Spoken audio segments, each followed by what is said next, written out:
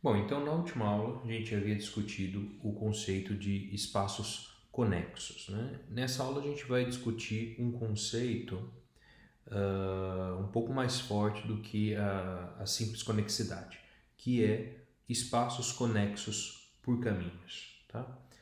Então, começando com a definição, a gente diz que um espaço topológico ele é conexo por caminhos se, dados quaisquer elementos do meu espaço, existe um caminho contínuo que conecta esses dois elementos. Né? E o que seria um caminho? Um caminho seria um caminho é definido como sendo uma função contínua cujo domínio é o intervalo 0, 1 e o contradomínio é o espaço topológico em questão, tal que f de 0 é igual a A, é meu elemento A, e f de 1 é igual a B. Né? Então, uma função definida dessa forma, ela é chamada de caminho entre A e B.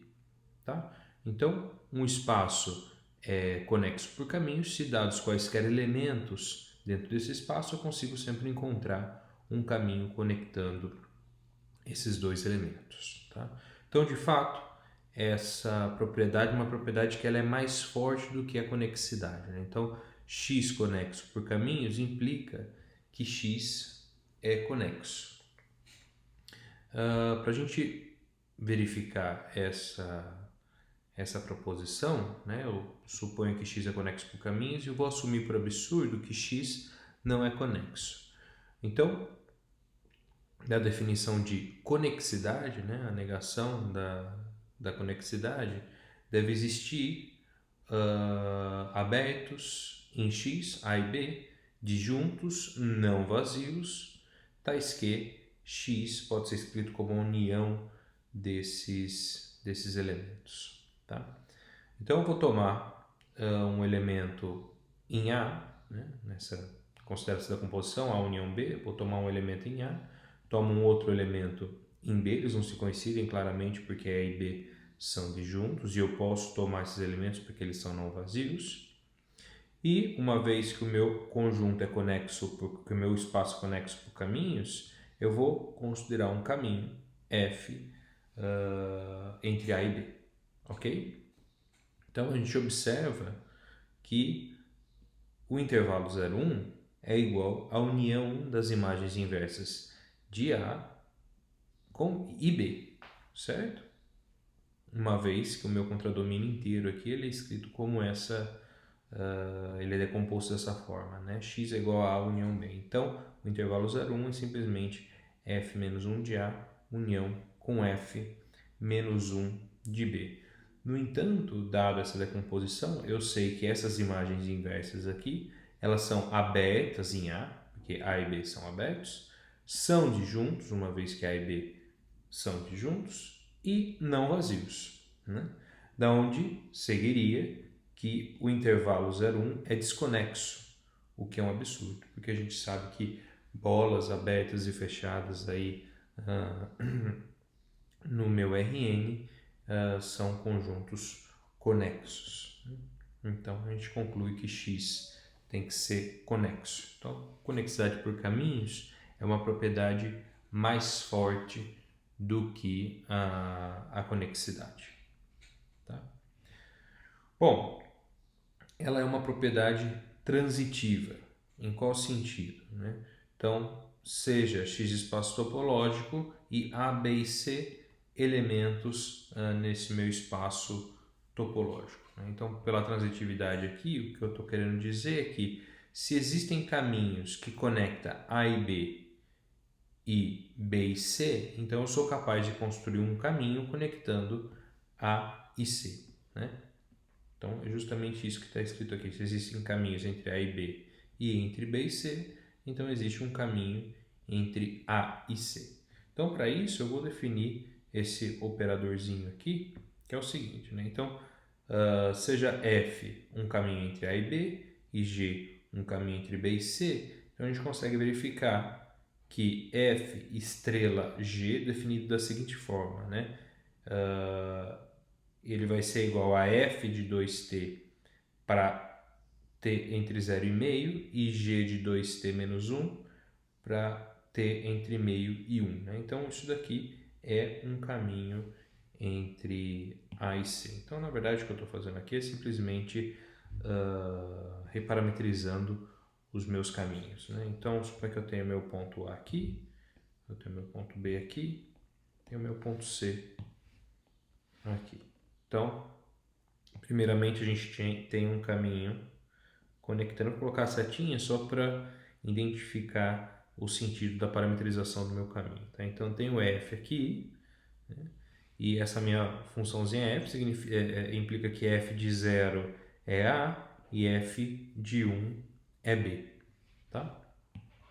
E eu tenho também um segundo caminho aqui, G, que satisfaz a mesma propriedade. G de 0 é B e G de 1 é C. Então, eu gostaria de encontrar um caminho, né, que satisfizesse a mesma propriedade, que essa função no 0 valesse A, essa função no 1 valesse B. Né? Então, para isso, se vocês repararem aqui na definição, a única coisa que eu estou fazendo é reescalonando a velocidade de caminhamento aqui. Né? Então, a minha f caminha num tempo 1 de A até B, mas a f de 2t vai percorrer o mesmo caminho, só que num tempo meio. Eu faço a mesma coisa com o meu caminho g. Então, feito isso e concatenando dessa forma, né, definindo essa função por partes aqui, a gente consegue, de fato, um caminho conectando, no sentido aí da minha definição, né, um caminho conectando A e B ao mesmo tempo. A e C.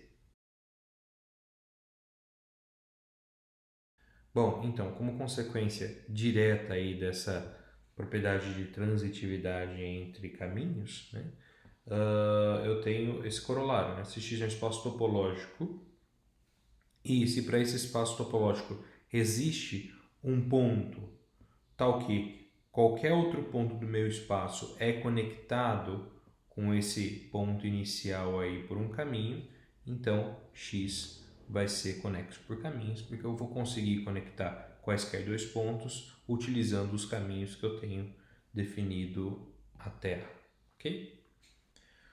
Bom, agora um espaço topológico é dito localmente conexo por caminhos se cada elemento desse espaço admite uma base de vizinhanças abertas e conexas por caminhos, ok? Então, é a definição análogo a localmente conexo, né? Então, dado um elemento, eu encontro uma base de vizinhanças abertas e conexas. Aqui é uma base de vizinhanças abertas e conexas por caminho. Né? Aqui é claramente uma condição mais fraca do que a conexidade por caminhos. No entanto, essa definição ela me dá, juntamente com a conexidade, uma condição suficiente para que um espaço seja conexo por caminhos. Tá? Então, isso é o conteúdo desse teorema aqui. Né? Então, se x é conexo, né? Se x é um espaço topológico conexo e localmente conexo por caminhos, então eu consigo garantir que x é um espaço conexo por caminhos. Tá? Então, para demonstrar esse teorema, né, eu considero A um elemento arbitrário aí do meu espaço, só que fixo. Eu vou definir S como sendo o conjunto dos pontos em X, tais que existe um caminho entre A e X, ok? Esse conjunto S, ele é conexo por caminhos, tá? Porque eu consigo encontrar um elemento nele, que é o A, que para qualquer outro elemento eu tenho um caminho conectando até esse elemento A. Né? Então, basicamente, esse corolário aqui está falando para mim que esse subespaço S é um subespaço conexo por caminhos. E o que eu vou querer fazer é mostrar que, de fato, S é igual ao meu espaço inteiro. E para fazer isso, se vocês bem se lembram da última aula, a gente vai usar a propriedade de que num espaço conexo, os únicos subconjuntos que são abertos e fechados ao mesmo tempo é o espaço completo ou o vazio, tá? Então é justamente isso que a gente vai demonstrar aqui nesse teorema. A gente vai provar que S é aberto e fechado em X, né? Uma vez que X é conexo, a gente tem que S é igual a X ou S é igual ao vazio. No entanto, como a gente sabe que o elemento A, pelo menos, está em S, a gente conclui que S não pode ser vazio, então S tem que ser o espaço inteiro. Como S é conexo por caminhos, X será conexo por caminhos. Bom, então, a primeira coisa que ele vai demonstrar é que S é aberto. Tá? Então, tome um elemento B em S, vamos considerar, uma vez que X é conexo por caminhos, né, eu vou considerar U uma vizinhança de V aberta e conexa por caminhos. Tá? Então, dado X em U, eu tenho garantido que existe um caminho entre B e X, ok? Uma vez que U é conexo por caminhos. Né? Como B pertence a S, segue da definição de S que existe um caminho entre A e B. E pela transitividade desses caminhos, a gente tem garantido a existência de um caminho entre A e X, o que implica que X pertence a S pela definição de S. Logo, U está contido em S, o que garante que U é aberto, né? Uma vez que para um elemento arbitrário de S, a gente encontrou uma vizinhança em X, né? Uma vizinhança U desse elemento que está inteiramente contido em S. Isso garante para mim que S é um subconjunto aberto de X. Ok? Muito bem. Agora, para verificar que S é fechado, eu vou tomar um elemento no fecho de S e vou querer concluir que esse elemento ele tem que estar contido em S. Né? Ou seja, o fecho de S vai estar contido em S, o que garante para mim que S é igual ao seu próprio fecho e, portanto, fechado. Né? Bom, então, X pertence ao fecho de S, eu vou tomar U, uma vizinhança de X aberta e conexa por caminhos. Né? Então, pela caracterização do fecho, eu sei que U interceptado com S tem que ser não vazio. Estou tomando um elemento no fecho, um elemento está no fecho. Se para qualquer vizinhança desse elemento, a interseção dessa vizinhança com o conjunto no qual eu estou tomando fecho, não com o fecho em si, é não vazia. Ok? Então, para um elemento nessa interseção não vazia, existe um caminho entre X e esse elemento B, ok? Uma vez que U é vizinhança conexa de X e B está em U, né? Então eu consigo esse caminho e eu também tenho a existência de um caminho entre B e A, uma vez que B pertence a S. Né? Então, pela definição de S, tem que existir um caminho entre B e A. Logo, eu encontrei um caminho, né? Pela transitividade aí dos caminhos, eu posso encontrar um caminho entre A e X. E pela definição de S, eu tenho que X pertence a S. Logo, segue essa continência, onde segue que S é um conjunto fechado. Ok? Então, pela caracterização de conjuntos conexos, né, a gente tem garantido, e uma vez que S não é vazio, a gente tem concluído que X tem que ser igual a S, logo conexo por caminhos. Bom, uma propriedade que nós havíamos verificado no caso de conjuntos conexos era a relação com fecho. Né? Então, a gente sabia que o fecho, a gente verificou isso, né? Que o fecho de subconjuntos conexos é um conjunto conexo. O mesmo não continua válido para conjuntos conexos por caminhos. O que eu estou querendo dizer é que eu posso ter um subconjunto que é conexo por caminhos, cujo fecho não é conexo por caminhos. Então, o exemplo básico desse fato, eu vou só enunciar aqui, eu vou deixar os detalhes disso como exercício que é no Mujica. O exemplo clássico é esse gráfico aqui, né? Então, considero a função seno de 1 sobre x e eu vou definir A como sendo o gráfico dessa função para x entre 0, né? Estritamente maior que 0 e menor ou igual a 1.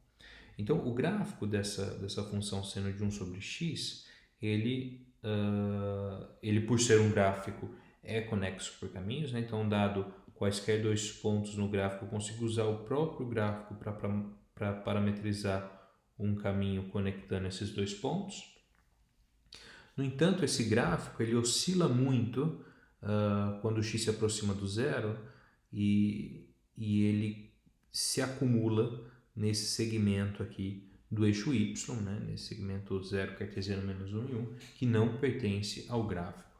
Então, quando eu calculo o fecho desse conjunto aqui, ele é constituído pelo próprio conjunto união com esse segmento aqui. E isso vai impedir que o fecho de A seja conexo por caminhos, né? Toma um ponto aqui no segmento, no eixo y, e um ponto no gráfico. Eu não consigo criar um caminho conectando esses dois pontos. Então, isso seria o exercício, né? Mostrar que a gente não pode criar esse caminho. Basicamente, suponha que existe esse caminho, esse caminho é uma função contínua e você obtém um absurdo aí com respeito à continuidade dessa função. Ok? Bom, o próximo conteúdo que a gente vai estudar é homotopia. Então, homotopia de aplicações entre espaços topológicos, tá? Então, a definição é o seguinte: sejam x e y dois espaços topológicos e f, g aplicações entre esses espaços topológicos, né? Domínio x contra domínio y, aplicações contínuas, tá? A gente diz que f e g são homotópicas e denotamos dessa forma aqui se existir uma função contínua h definida do produto cartesiano entre o intervalo 0, 1, x até y, tal que h de x0 é igual a f de x e h de x1 é igual a g de x. Tá? Então, esse conceito de homotopia tem que ser entendido como uma deformação contínua da aplicação f na aplicação g. Bom, um primeiro exemplo de funções homotópicas, né, de quaisquer funções que são homotópicas, a gente constrói da seguinte forma, né? Então, seja x um espaço topológico e y um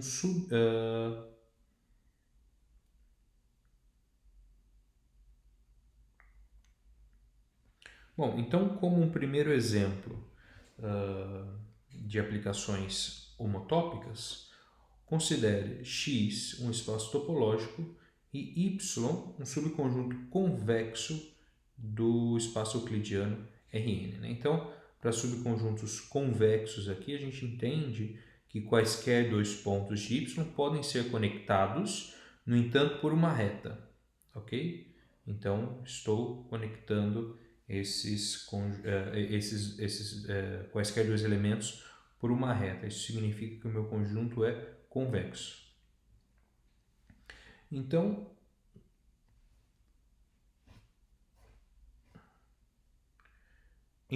qualquer par de funções f e g são homotópicas. Né? Então, como que a gente verifica isso? Considero f e g quaisquer duas funções e eu defino a minha homotopia via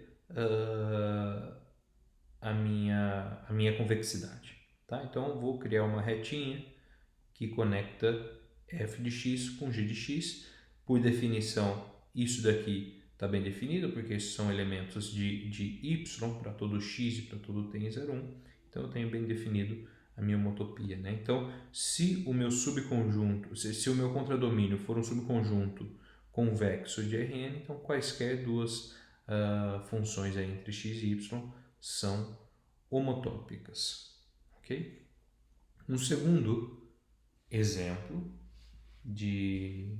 para a gente entender um pouco mais geometricamente essa questão da deformação entre uma aplicação e outra, a gente pode considerar caminhos num espaço topológico, né? Então, considere aí F um caminho entre A e B e G um caminho entre C e D, né? Então, se eu digo que F é homotópica a G, aqui está o meu caminho entre A e B, o meu caminho entre C e D, isso significa que eu consigo encontrar essa minha função h que deforma o caminho f no caminho g, né? Então, eu consigo fazer uma deformação contínua aí. Então, para cada tzinho aqui, o caminho correspondente, a função correspondente é um caminho entre dois pontos aí, né? Só que para t igual a 0, eu parto do meu caminho f, e para t igual a 1, eu chego no meu caminho g. Ok? Então, essa situação aqui seria uma situação no qual essas duas funções, essas duas aplicações aqui, f e g, são homotópicas. Tá? Eu não vou dizer que isso daqui são caminhos homotópicos, porque mais adiante a gente vai definir o que são caminhos homotópicos e tem uma condição a mais aí para dizer que dois caminhos são homotópicos. Tá?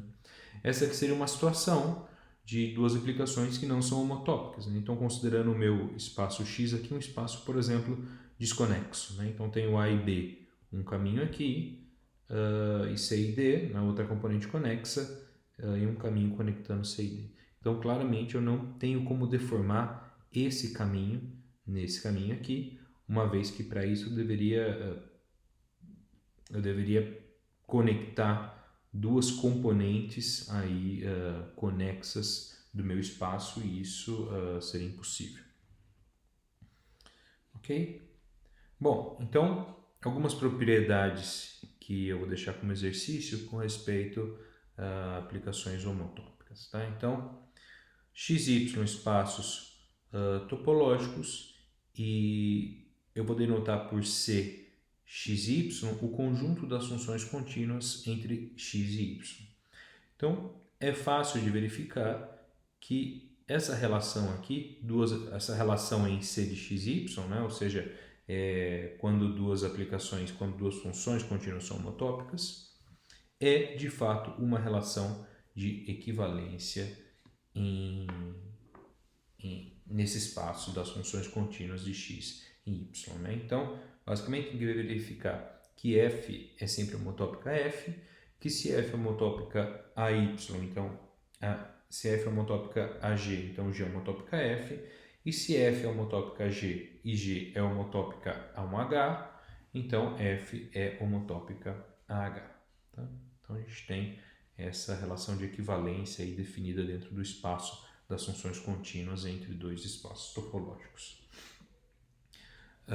Uma segunda propriedade é que se x, y e z são espaços topológicos, f1 e g1 funções entre x e y, f2 e g2 funções entre y e z, e se f1 é homotópica a g1 e f2 é homotópica a g2, então eu posso fazer a composição aqui dos dois lados e obter ainda aplicações homotópicas, né? f2 composto com f1 é homotópica a g2 composto com g1. Ok? Muito bem.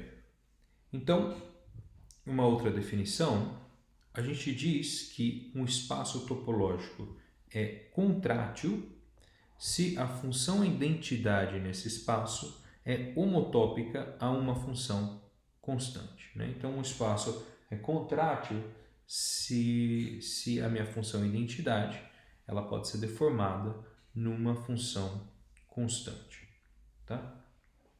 Uma proposição com respeito a espaços contráteis, um espaço y é dito contrátil se e somente se para qualquer espaço topológico x, eu tiver que qualquer par de funções entre x e y são homotópicas, tá? Então, sempre que o domínio, sempre que o contradomínio desse espaço de funções contínuas é contrátil, eu tenho que quaisquer duas funções são homotópicas entre si.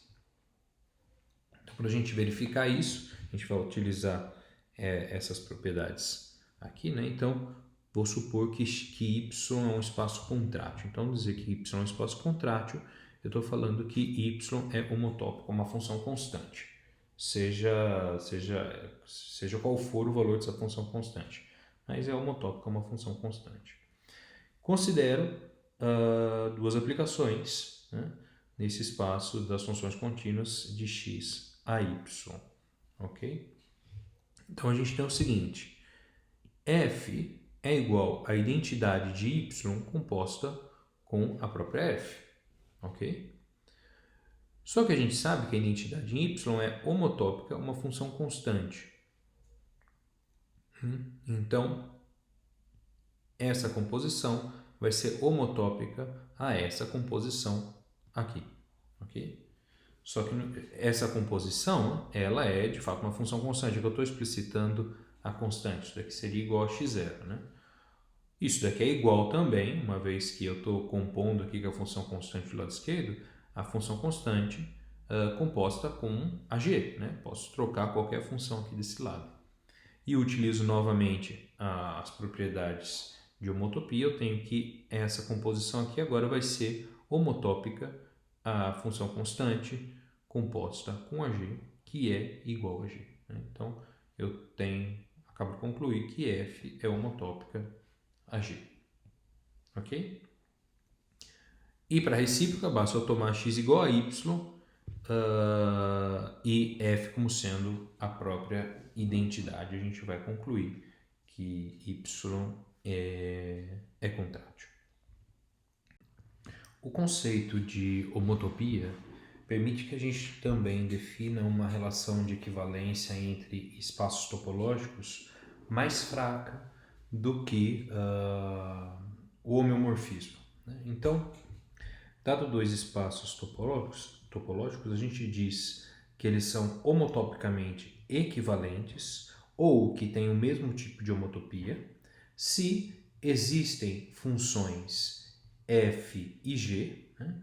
F uma função de x a y e g uma função de y a x, tais que g composto com f é homotópico à identidade em x e f composto com g é homotópico à identidade em y, né?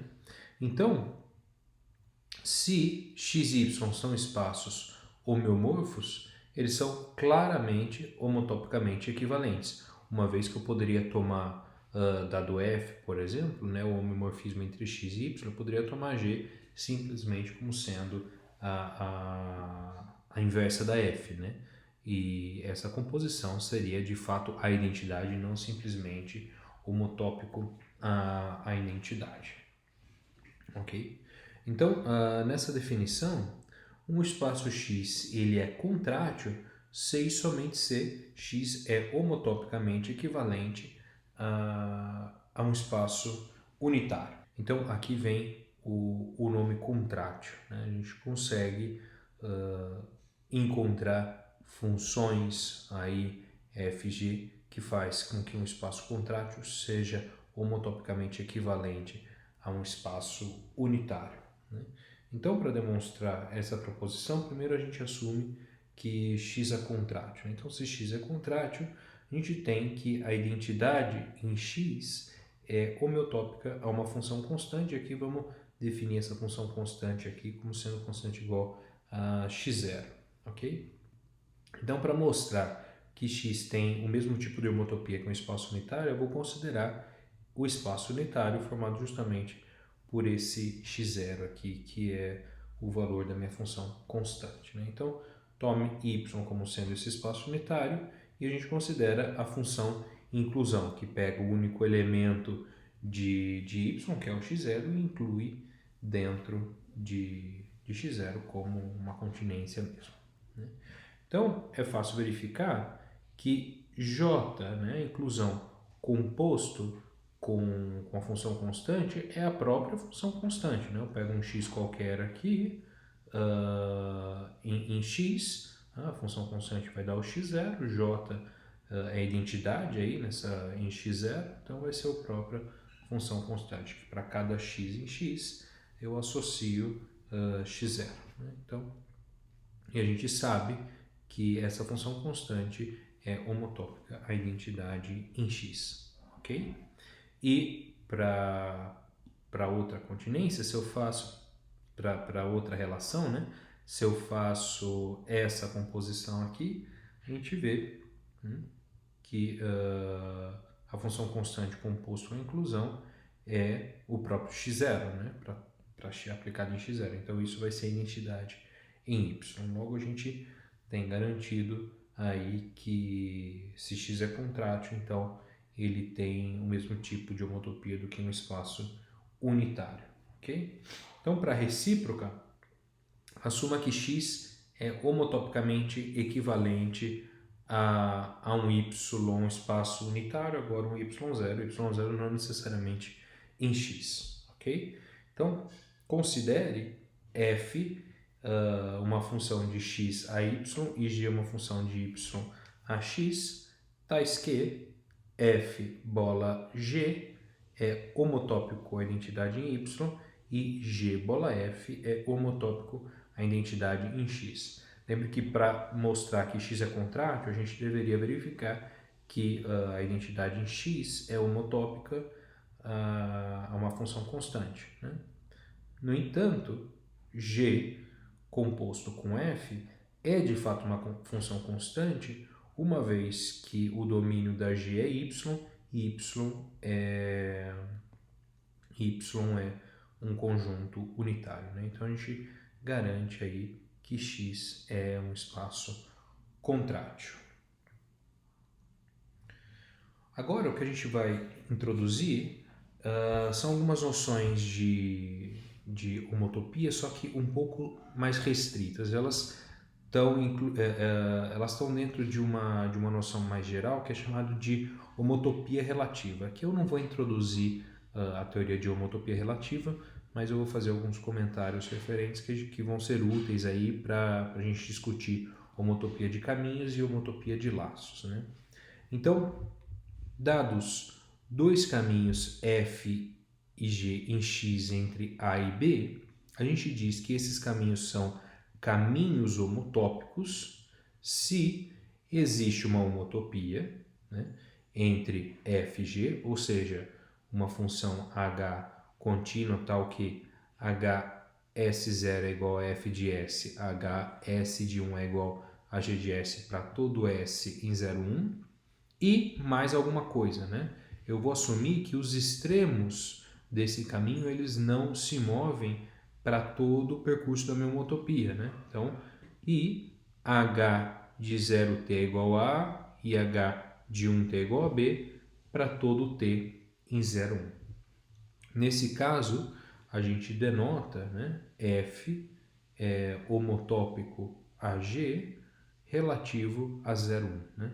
Esse 0, 1 é justamente esse 0 e esse 1. É o conjunto no meu domínio, tá? O meu domínio aqui é o espaço que é dado pelo intervalo 0, 1 da reta real, né? É o conjunto no meu domínio que deve se permanecer fixo para todo parâmetro aqui da minha homotopia, ok? Então lembra que a gente já tinha feito alguns exemplos aqui de homotopia aí, utilizando aplicações que são caminhos, só que eu havia comentado que a gente não vai chamar isso daqui de homotopia de caminho, que eu não estou falando que f e g são caminhos homotópicos, eu vou guardar essa nomenclatura para esse tipo de homotopia relativa, né?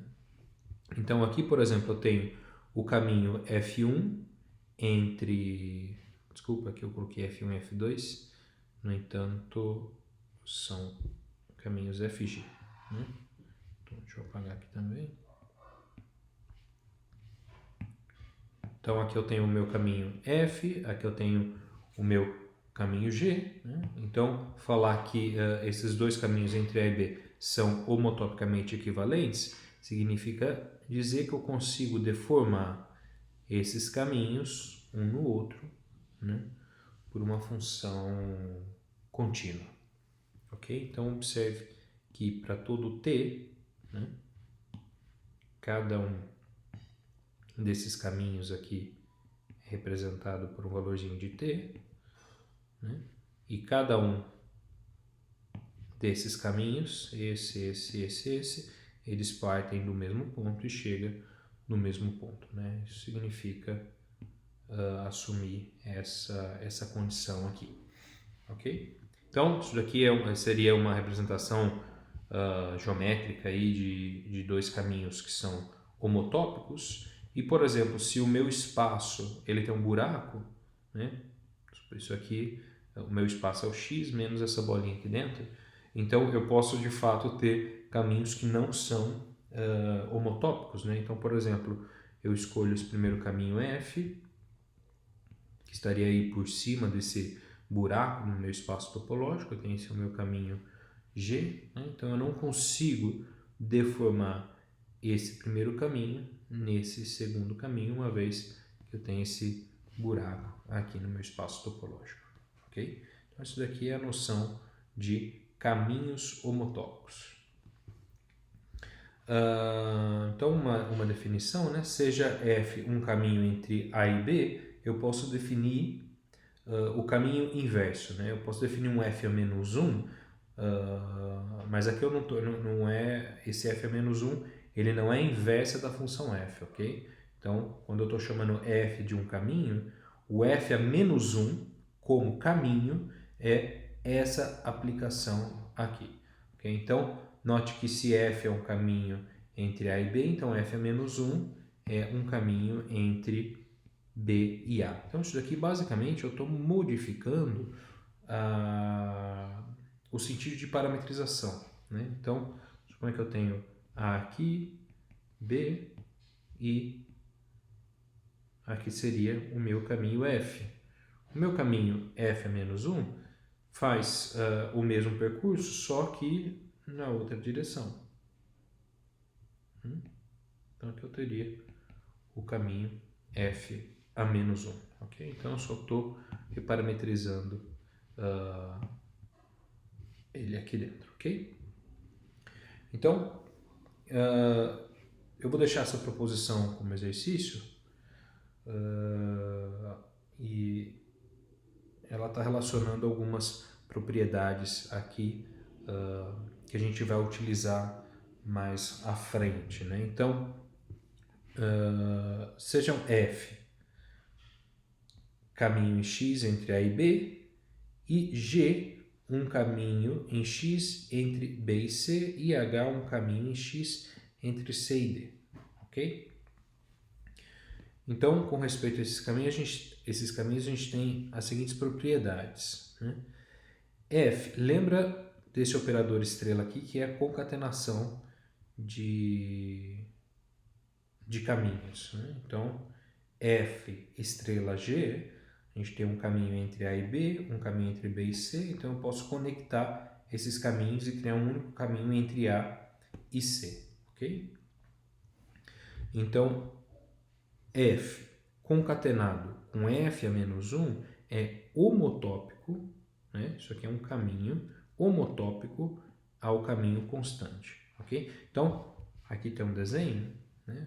Quem seria F concatenado com F a menos 1? A gente vai ver que isso daqui, na verdade, é um laço, porque eu parto de A, né? Eu caminho com F até B, e depois de B eu volto ao meu ponto A, né? Então, aqui é como se a gente tivesse criado um laço aí com base em A, que é o que a gente vai introduzir na próxima página aí, ok? Então, isso aqui é um caminho também, de A em A, né? Esse caminho, ele é homotópico, como caminho um caminho constante, tá? O caminho constante, esse CA, seria simplesmente um caminho que a gente fica parado aqui no ponto A.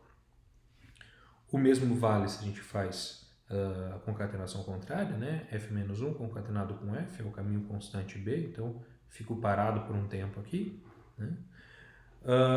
O caminho constante concatenado com F é homotópico à própria F, como caminho. F concatenado com caminho constante B é homotópico novamente a F, significa que eu estou partindo do meu ponto A, por exemplo, chegando em B na metade do tempo e daí ficando mais metade do meu tempo aqui em B, ou seja, é o mesmo caminho, ok? E a gente tem essa relação associativa, né? F concatenado com G e concatenado com H, a mesma coisa do que F concatenado com G concatenado com H, ok? Bom, eu vou deixar como exercício a gente verificar essas propriedades, mas eu só vou dar uma ideia aqui de como verificar a primeira propriedade para a gente poder prosseguir com as próximas, né? Então, por exemplo, F concatenado com F a menos 1, se a gente aplica a definição desse operadorzinho aqui, a gente tem o seguinte: isso daqui é F de 2S para S entre 0,5, e aqui é F a menos 1 de 2S a menos 1 para S entre meio e 1, ok? Aplicando a definição de F a menos 1, que é o que está aqui, a gente tem o seguinte: isso daqui é F de 2S para S entre 0,5 e é F de 2 menos 2S para S entre meio e 1. Né? Então, observa que isso daqui de fato é contínuo. Né? Se eu tenho para S igual a meio, isso daqui é F de 1, que vai ser B, ok? E aqui na outra parte da definição, para S igual a meio, eu tenho 2 menos 1, isso aqui vai ser F de 1 também, que vai ser igual a B, ok? Muito bem. Então, se eu olho para essa função que está aqui dentro, né? Veja, aqui eu tenho F aplicado em 2S e F aplicado em 2 menos 2S. Né? Então, eu posso olhar simplesmente para o argumento aqui e definir essa função φ como sendo 2S para S entre 0,5 e 2 menos 2S para S entre meio e 1. Ok? Então, é fácil ver, né, que F concatenado com F a menos 1 é simplesmente F composto com a minha função φ, ok? Uma vez que eu tenho F aqui, e minha função φ ela aparece dentro do argumento da F quando eu faço essa concatenação. Né? Então a gente observa que a nossa função φ ela tem mais ou menos esse gráfico aqui, né? Ela é a função 2S para S entre 0,5 e é a função 2 menos 2S para S entre meio e 1.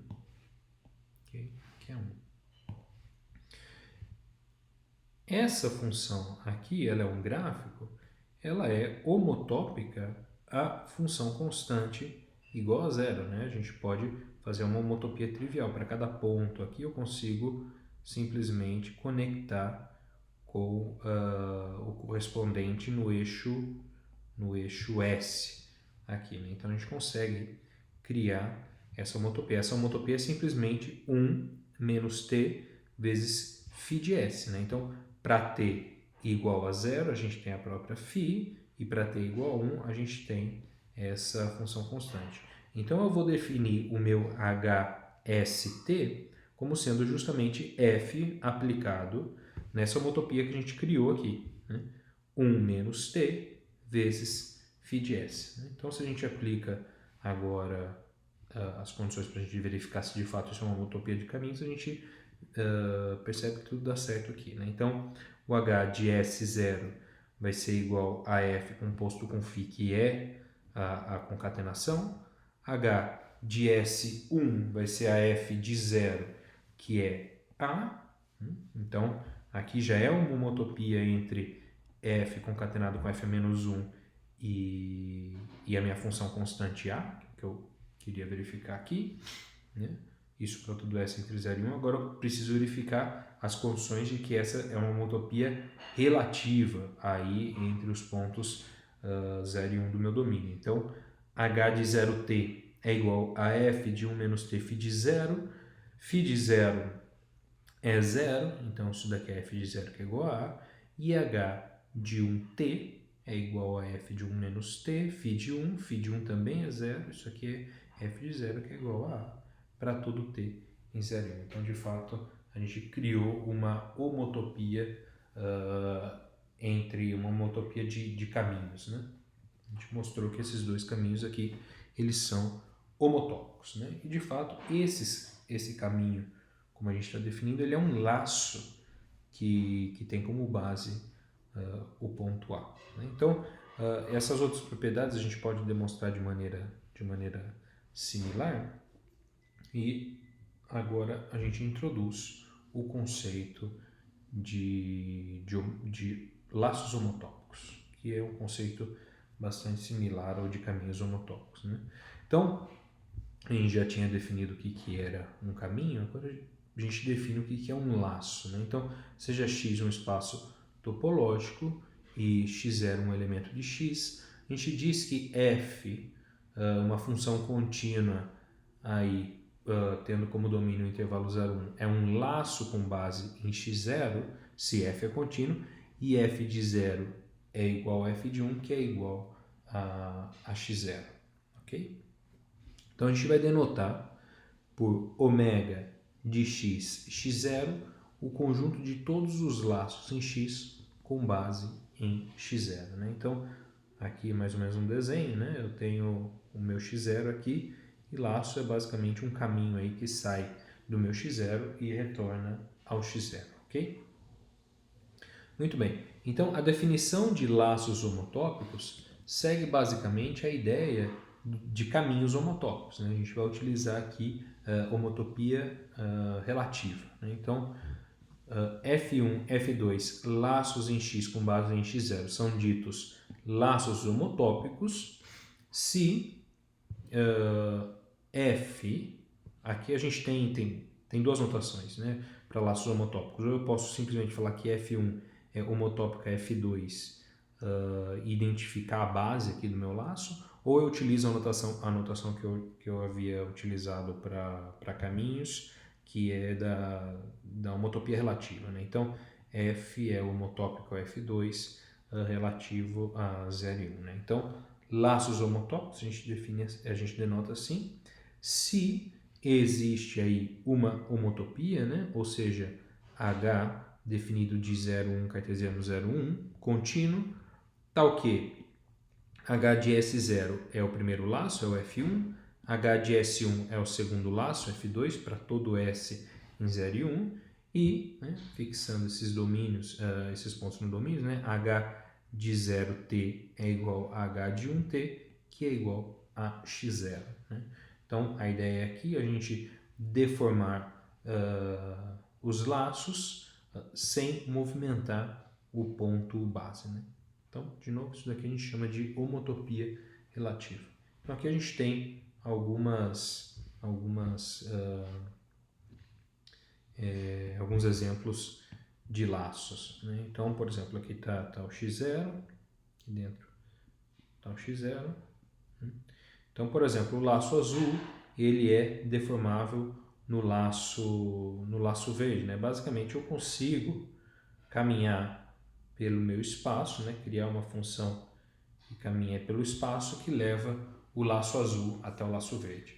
No entanto, se o meu espaço ele tem um buraco aqui, né? Então eu consigo construir laços que não são homotópicos. Eu não consigo, por exemplo, sair do laço laranja, né? Deformar o laço laranja a fim de chegar no laço azul, porque eu sempre tenho esse problema aqui, né? Por mais que eu tente me aproximar do laço azul partindo do laço laranja, eu tenho que contornar esse buraco no espaço topológico, né? Então, aqui a gente tem também aí a ideia de laços não homotópicos, ok?